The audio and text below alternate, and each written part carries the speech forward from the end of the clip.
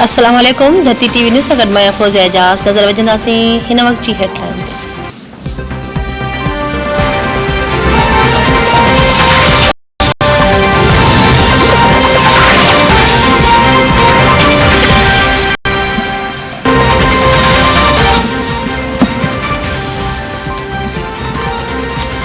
Dollar जी ऊंची उॾाम जारी, रुपए जो क़दुरु वधीक घटिजी वियो। इंटरबैंक में डॉलर 4 रुपया 1 पैसा वधीक महांगो थी वियो।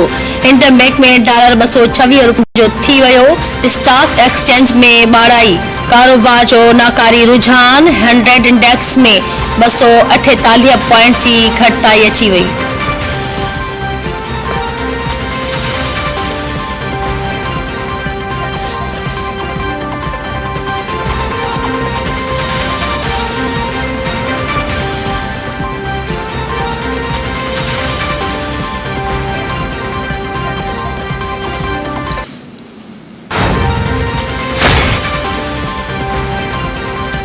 फरह गोगी समेत ॿियनि माण्हुनि नेब जा जांच लाइ नेब लाहौर में पेश न थियण जो फ़ैसिलो करे छॾियो।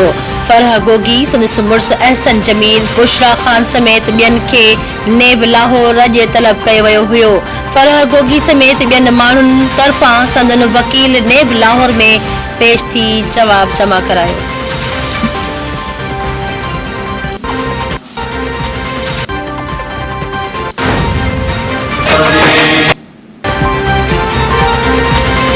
जेकी माण्हू सिंध में गैर कानूनी तरीक़े सां वेठल आहिनि उन्हनि खे कढियो वञे।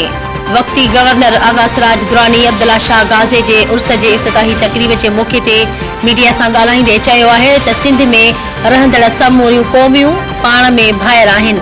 हुन अॼु पूरी क़ौम ऐं सिंध लाइ दुआ कई। अब्दुल्ला शाह गाज़ी जे उर्स में पूरे पाकिस्तान मां माण्हू ईंदा आहिनि।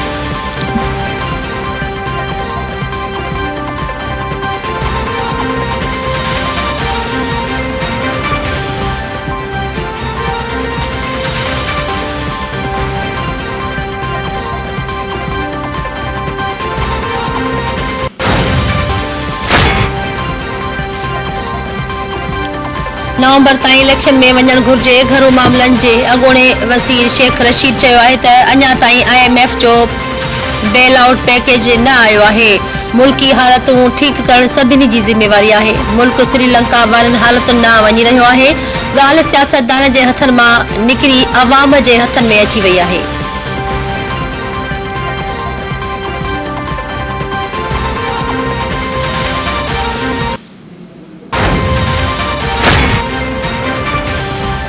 लॉन्ग मार्च दौरान सरकारी मिल्कियतुनि खे नुक़सान पहुचाइण जे केस जी ॿुधणी।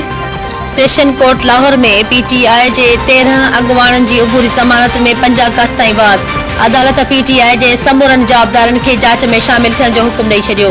अदालत मूजिबि FIR हिकिड़ी आहे, फ़ैसिलो बि गॾु ई ॿुधायो वेंदो।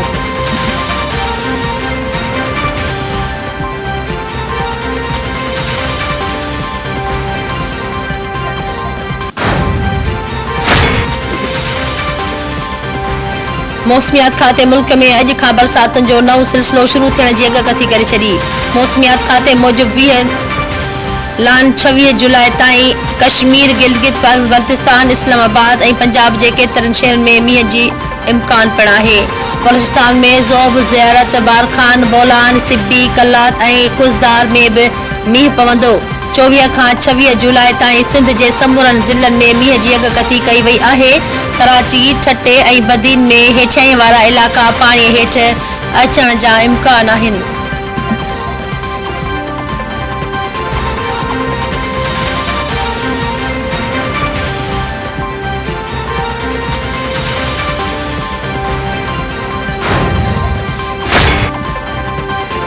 ऐं मुल्क में कोरोना विघे वधीक 7 मरीज़ हयाती विञाए वेठा। सिहत जे क़ौमी इदारे NIH मूजिबि गुज़िरियल 24 कलाकनि दौरान मुल्क में कोरोना जे वधीक 592 मरीज़ साम्हूं आया आहिनि। मुल्क में कोरोना जी पखेड़ जी शरह 2.78% रही। NIH मूजिबि कोरोना में वरतल इलाज हेठि मरीज़नि मां 174 मरीज़नि जी हालत ॻणितीअ जोगी आहे।